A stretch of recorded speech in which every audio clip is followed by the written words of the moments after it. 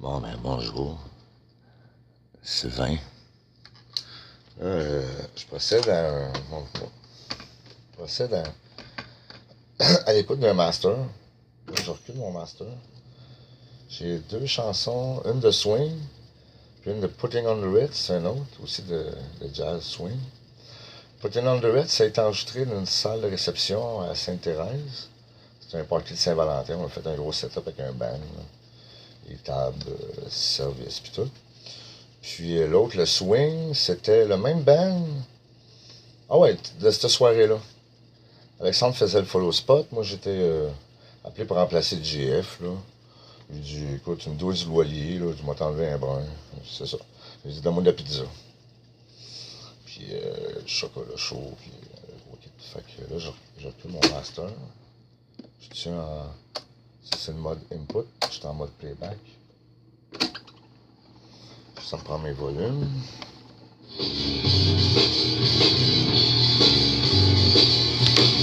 Ça, c'est mon band. C'est mon band avec Denis puis Christian Larouche, Reach Out. On était ça à la coche, moi, vous dire.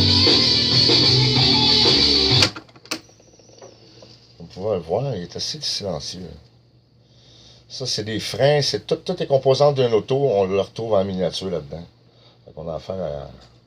Moi, j'ai gossé à mécanique quand j'étais jeune, fait que ça m'a aidé pour ça. Puis j'ai reconditionné la plupart des consoles. Un autre que je travaillais pour des points de pizza, puis qui jouait sur le fait que j'étais sur l'aide sociale, puis qu'il y en a bien qui travailleraient à ta place pour rien, nanana, ben que, tu sais. J'ai tiré mon épingle du jeu, comme vous voyez. Fait que là, mes deux chansons que je vous disais de swing sont au début. Je vais vérifier.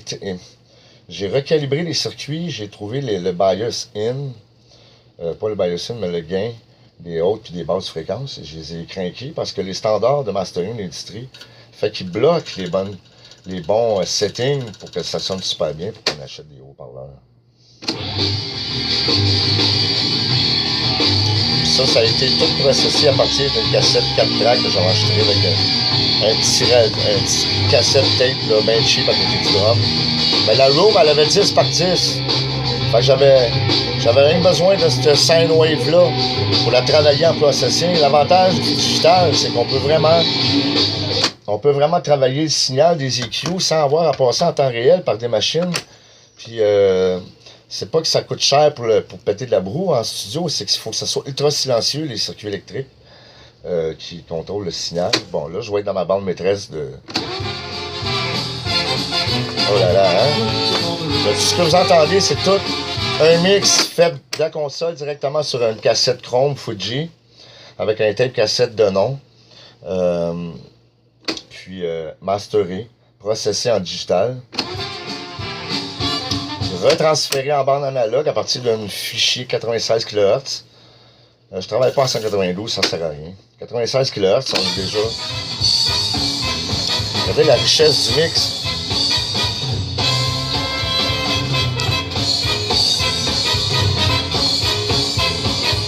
Là, j'avais mon EQ... J'avais fait un EQ pour mon Dan EV. Là, voyez-vous, là. Est-ce que c'est collé? En tout cas, je vais faire les Q, là. On va placer là. OK. Fait qu'on appelle ça normaliser la console. En tenant compte de la référence que j'ai préétablie ici avec les moniteurs que j'ai au Waferdell. Donc, c'est à peu près ça. Il est un petit peu plus, à peu près à 2 décibels de plus dans la gamme des 4 kHz. Moins 2 dans la gamme des, je vous dirais, 100 à 3 kHz. Puis la basse, mais je tiens ça tout le temps au nul pour bien la travailler, c'est important la référence. Donc, ça c'est mon premier. On va procéder à l'écoute. Tout le monde me dit, oh, ben oui, on t'enregistre ça sur une cassette. Ouais, écoute, ben, je connais le tabou gros. Oh, faut pas que... Ça me tente pas de reculer jusqu'au début, là, puis de réenfiler la bande. Quoique, je pourrais vous montrer. Ça processe comme ça. Bon.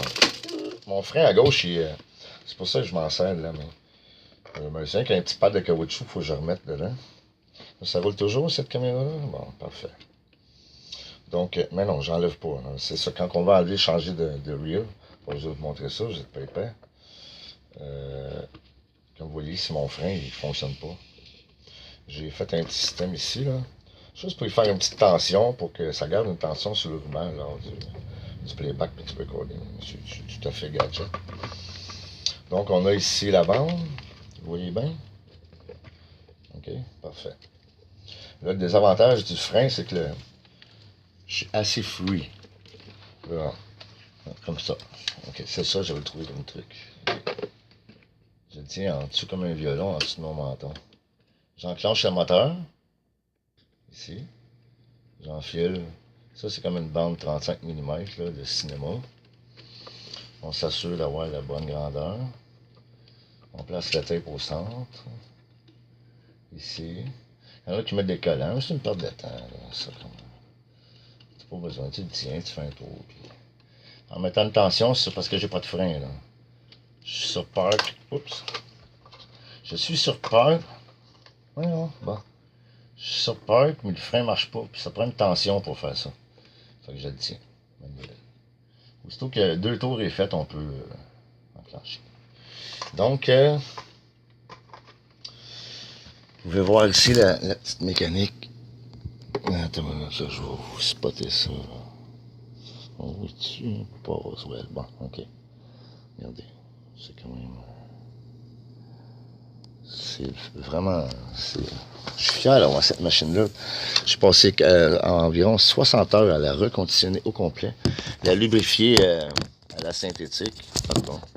Parce que la synthétique, c'est la coche. Donc, on part ça. Je m'assure d'avoir une tension sur le ruban avant d'enclencher la mécanique. Mes clutches sont prêtes. J'ai tout est lubrifié à l'intérieur. Ça fait longtemps, en fait. Je vais juste vous le mentionner. À titre informationnel. Il faut toujours garder en conscience l'état de la machine. C'est comme, tu t'en vas pas avec une Ferrari à 220 sans savoir si ton bas joint est correct. Bon. Donc, on passe ça. Là, on s'assure que le ruban est bien enclenché. OK. Là, je vous prends. On s'en vient ici. On va mettre un bon volume pour que ça compresse. Là, on va couper les hautes là, pour le sampling du streaming. Mettre beaucoup de basse.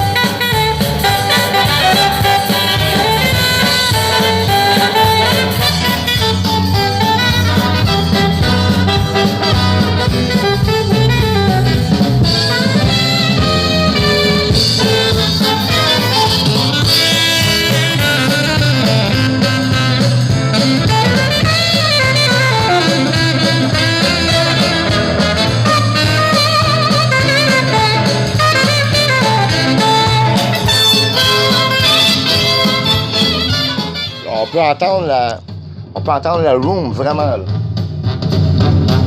Puis en mixant live, on a des subwoofers qui rentrent dans le mix. Je suis pratiquement flat à part les settings des moniteurs ici.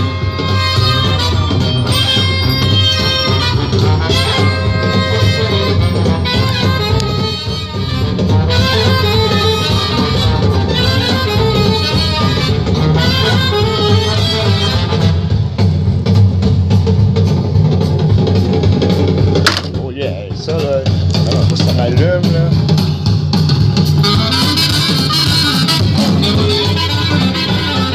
Regardez de loin.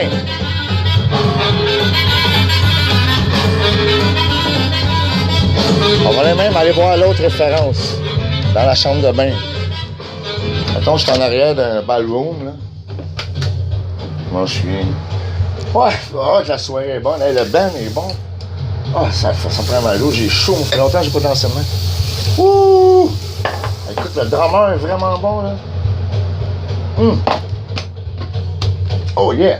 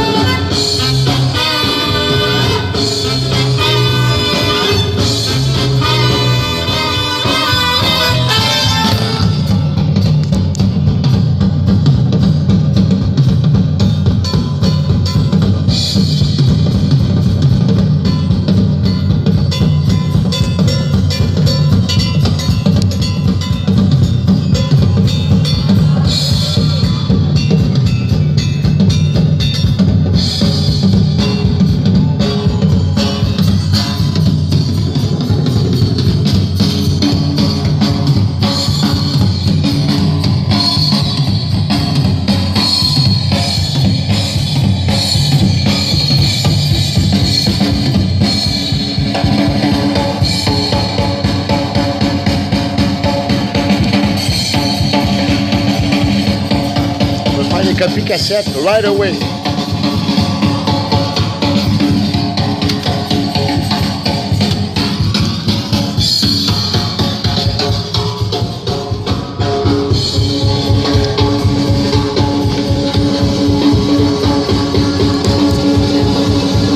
C'est peut-être pas sûr la position de l'image, mais je vois rien.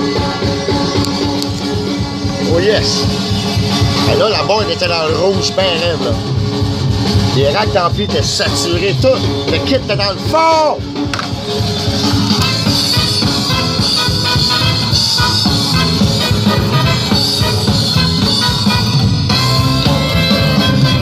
En tout cas, bref, faut que je travaille. Merci, bonsoir.